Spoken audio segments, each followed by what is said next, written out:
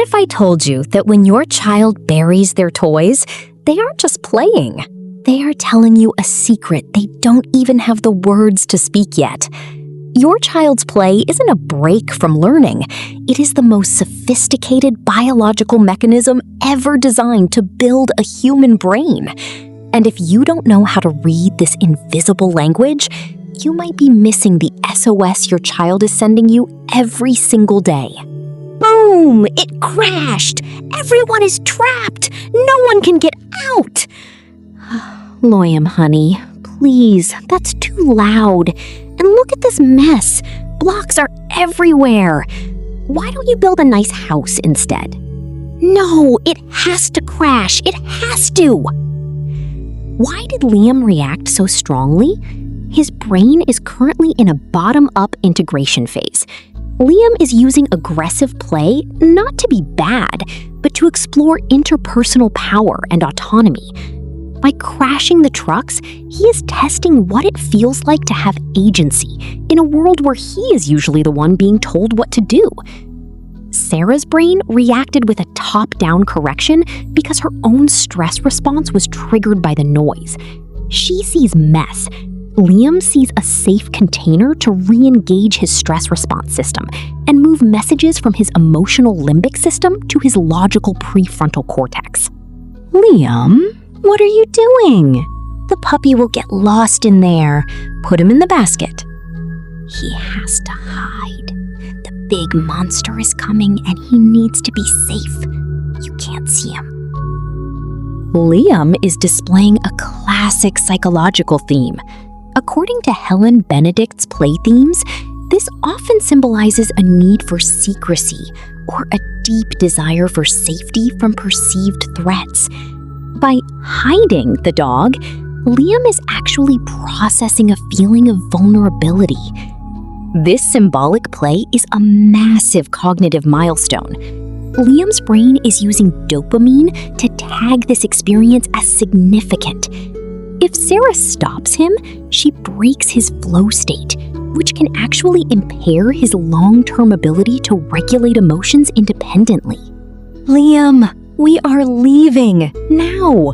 Put the toys away or no dessert tonight. I'm a guard!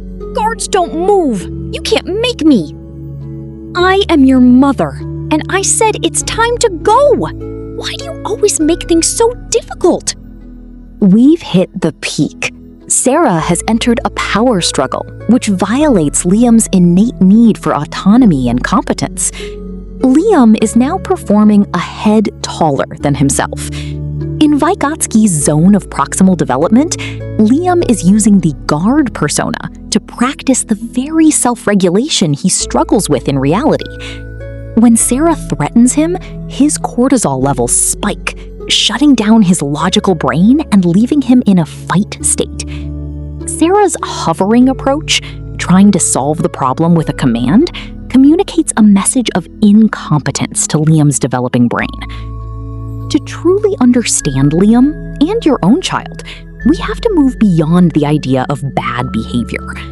Play is the primary biological driver of synaptogenesis, the rewriting mechanism.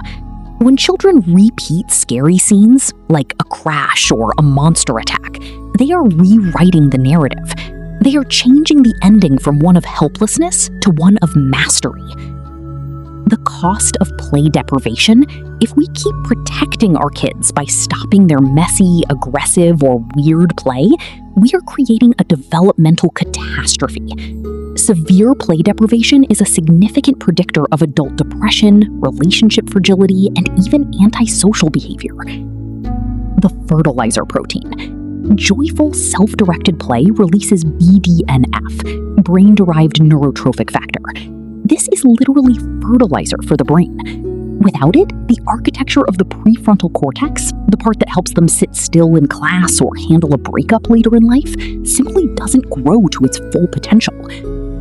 You can start changing your child's brain architecture tonight with these 3 strategies. Power reversal play. Instead of being the boss, pretend to be incompetent. Try to put your shoe on your hand and let your child correct you. The laughter this triggers releases built-up frustration and provides them with a sense of mastery and dignity. The 3-second rule. When you're about to shout, pause for 3 seconds. This allows your brain to move from the emotional amygdala to the intentional prefrontal cortex. Instead of "what did you do?" try "what happened here?" Play-based transitions. Don't just demand they leave. Ask if their dinosaur is ready to fly to the car. This uses a transition toy to bridge the gap and keeps the child in a dopamine-rich state rather than a resistant, cortisol-heavy one. Your child doesn't need a perfect parent. They need an attuned facilitator.